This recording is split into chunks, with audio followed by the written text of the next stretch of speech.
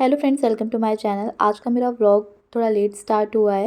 मेरी तबीयत ठीक नहीं थी, इसलिए मैंने मॉर्निंग का कोई भी अपना रूटीन रिकॉर्ड नहीं किया है। और अभी मैं दिन का खाना बना रही हूँ। खाने में बना रही हूँ भिंडी की सब्जी और फटाफट से इसको छोंक लेती हूँ, फटाफट से आटा भी लगा लेती हूँ।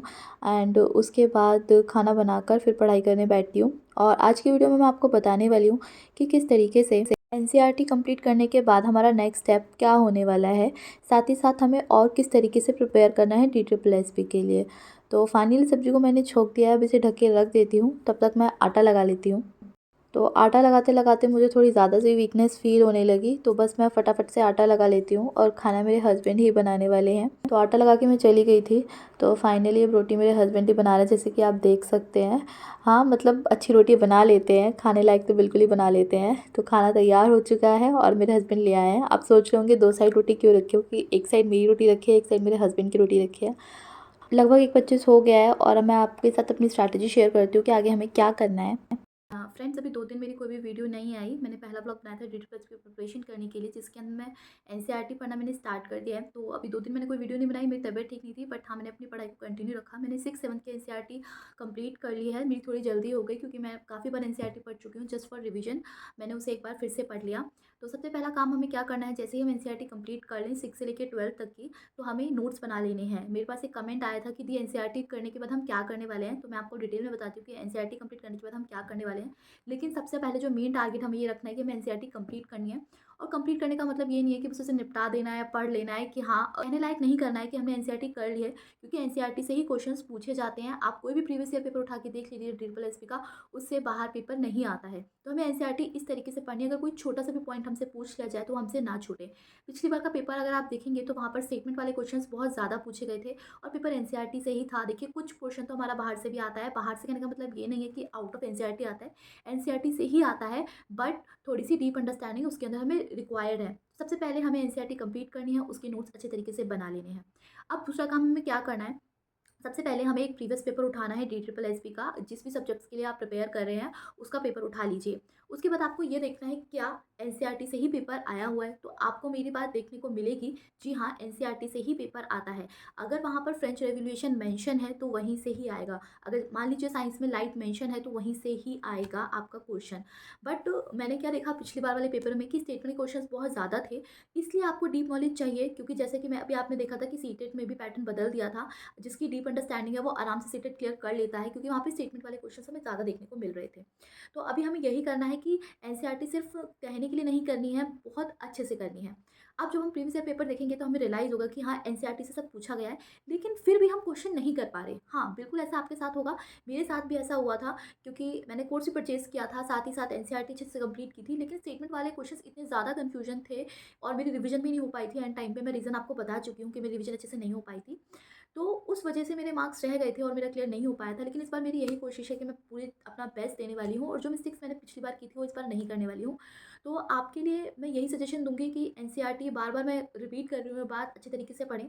उसके बाद जब हम पेपर में ये देखेंगे कि एनसीईआरटी से क्वेश्चन पूछे गए हैं और फिर भी हम पेपर नहीं सॉल्व कर पा रहे हैं, उसका रीज़न यही है कि हमारी जो अंडरस्टैंडिंग है वो अच्छी नहीं है। तो अब हमें इसके बाद क्या करना है मैं आपको बताती हूँ। उसके बाद मान लीजिए आपने कोई भी टॉपिक कंप्लीट कर लिया है। मैं टीजीटी के लिए प्रिपेयर कर रही हूँ, तो आप अपने सब्जेक्ट से इसको कोरिलेट कर लीजिएगा। मान लीजिए आप इंग्लिश के लिए प्रिपेयर कर रहे हैं, आप साइंस के लिए प्रिपेयर कर रहे हैं, तो आप सेम स्टेप्स उसमें भी फॉलो कर सकते हैं। आपको क्या करना है, मान लीजिए हमारा फ्रेंच रेवोल्यूशन कंप्लीट हो चुका है और मैं पूरा कॉन्फिडेंट हूँ कि इससे अब कोई भी क्वेश्चन आ जाए, चाहे वो स्टेटमेंट का क्वेश्चन हो, चाहे नॉर्मल क्वेश्चन हो, वो क्वेश्चन मैं अटेम्प्ट कर ही लूँगी। तो मुझे क्या करना है, सबसे पहले यूट्यूब पे आप जानते हैं कितना ज़्यादा डाटा अवेलेबल है आजकल के टाइम पर। आपको डालना है MCQ related to French revolution. जब आप वहाँ पर डाल देंगे तो आपको बहुत सारी वीडियोज़ देखने को मिलेगी। तो उनमें से जो टॉप 10 वीडियोज़ हैं वो आपको देखनी है और वहाँ से क्वेश्चन सॉल्व करने की कोशिश करनी है। अगर आप वो क्वेश्चन सॉल्व कर पा रहे हैं तो इट विल बी बेटर। अगर नहीं कर पा रहे हैं तो आपको अच्छे से सुनना है और देखना है कि आपकी मिस्टेक्स कहाँ पर हैं। क्योंकि जब यूट्यूब पर आप एमसीक्यू सॉल्व करेंगे तो वहाँ पर जो भी सर मैम होंगे वो आपको रीजनिंग भी बताएंगे कि इसका आंसर ऐसा क्यों है और उससे रिलेटेड थोड़ी सी हिस्ट्री भी बताएंगे। यदि इस स्टेप को फॉलो करेंगे तो यकीन मानिए आपको बहुत अच्छा बेनिफिट मिलने वाला है। आपका वो एक टॉपिक अच्छे से प्रिपेयर हो जाएगा और अगर वहाँ से किसी भी तरीके से क्वेश्चन पूछा जाता है, चाहे वो स्टेटमेंट के रूप में पूछा जाए, चाहे वो नॉर्मली पूछा जाए, आप उस क्वेश्चन को सॉल्व कर पाएंगे, क्योंकि अब आपके पास डीप अंडरस्टैंडिंग है। तो सबसे पहले आप ये सारे स्टेप्स फॉलो कर लीजिए जो मैंने आपको बताए हैं। उसके बाद मैं आपको इसके आगे की स्ट्रेटेजी बताऊंगी कि आगे हमें किस तरीके से प्रिपेयर करना है। अब बात करते हैं एक और डाउट की। मेरे पास एक कमेंट आया था कि दी क्या आप पीआरटी की तैयारी नहीं कर रहे हैं। तो देखिए, जैसे कि मैंने आपको बताया था कि मुझे ये लगता है कि हमें उस चीज़ की तैयारी ज़्यादा अच्छे से करनी चाहिए जिसमें हमें लगता है कि हम बेहतर हैं। और मुझे ऐसा लगता है कि मैं टीजीटी ईजिली निकाल सकती हूँ एज़ कंपेरिजन टू पीआरटी। उसकी कुछ रीज़न्स देती हूँ मैं आपको। देखिए, अगर आपके पास ऑप्शन है कि आप टीजीटी के लिए प्रिपेयर कर सकते हैं तो इट विल बी गुड कि आप टीजीटी के लिए प्रिपेयर करें बजाय पीआरटी के।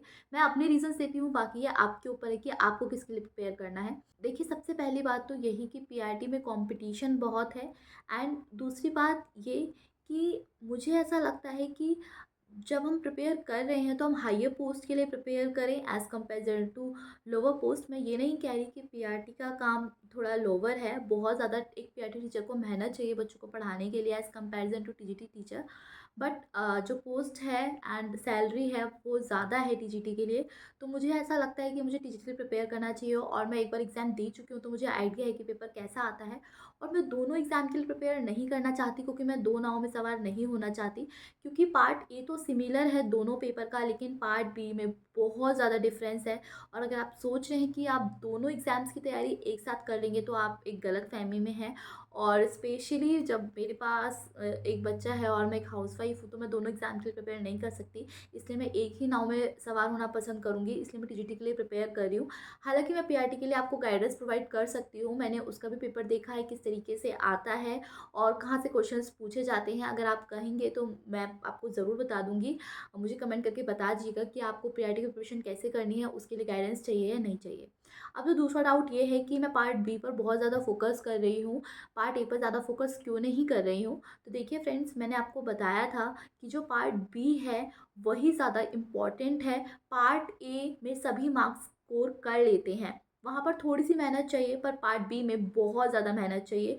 क्योंकि वहाँ पर अगर आप अपने सब्जेक्ट में स्पेशलाइज्ड हैं, अच्छे से कर लेंगे, तो मैं यकीन मानिए आप पेपर निकाल सकते हैं। मेरी पिछली बार यही गलती रही थी। मैं पार्ट बी में मेरे बहुत कम मार्क्स आए थे और मैंने आपको बताया था पार्ट में मेरे काफ़ी अच्छे मार्क्स आए थे। अगर आप एसएससी जैसे एग्ज़ाम्स के लिए प्रिपेयर कर रहे हैं या कर चुके हैं तो यकीन मानिए पार्ट ए में आपको उतनी मेहनत नहीं चाहिए जितनी कि पार्ट बी में चाहिए। पार्ट ए बहुत ईजी आता है। बस अगर आप डेली 1 से 1.5 घंटा पार्ट ए के लिए निकाल लेते हैं प्रैक्टिस के लिए तो वो इनफ है। ये मैंने एक बुक खरीद रखी है जिसमें कुछ प्रीवियस ईयर पेपर्स आए हुए हैं जो पार्ट ए से ही रिलेटेड हैं। तो इसमें से मैं क्या करती हूँ, डेली 1 घंटे प्रैक्टिस कर लेती हूँ और ये इनफ है।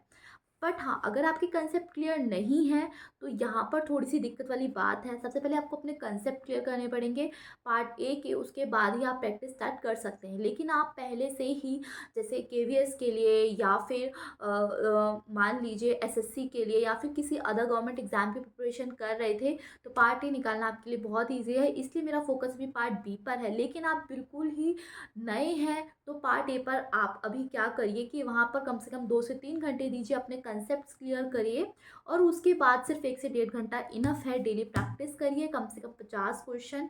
तो उसके बाद आपका पार्ट ए में अच्छा स्कोर आने लगेगा। लेकिन पार्ट बी में सबसे ज़्यादा मेहनत की ज़रूरत है क्योंकि वहाँ पे डीप अंडरस्टैंडिंग चाहिए। विदाउट डीप अंडरस्टैंडिंग आप वहाँ पर 40 नंबर भी बहुत मुश्किल से लेके आ पाएंगे। इसलिए क्योंकि बिना 40 नंबर लाए आपका पेपर चेक नहीं होगा, आप रिजेक्ट हो जाएंगे। तो इसलिए मेरा फोकस ज़्यादा है पार्ट बी पे। पार्ट ए में 40+ लाना मार्क्स बहुत आसान है, हालांकि हमें वहाँ पे हायर स्कोर करना है ताकि हम कट ऑफ के अंदर रह पाएँ। तो अभी मेरी जो 8th और 9th की मुझे एनसीईआरटी पढ़नी है वो मैं स्टार्ट कर देती हूँ। और आप भी अच्छे से अपनी जिस तरीके से मैं स्ट्रैटेजी बता रही हूँ उस तरीके से ही फॉलो करते रहिए। यकीन मानिए आपको बेनिफिट मिलने ही वाला है। अगर आप एक हाउसवाइफ हैं तो अगर आपको कुछ भी समझ में नहीं आ रहा है तो आप इसी तरीके से चलिए। बाकी अगर आपको कोर्स परचेज़ करना है तो देखिए, वेट कीजिए।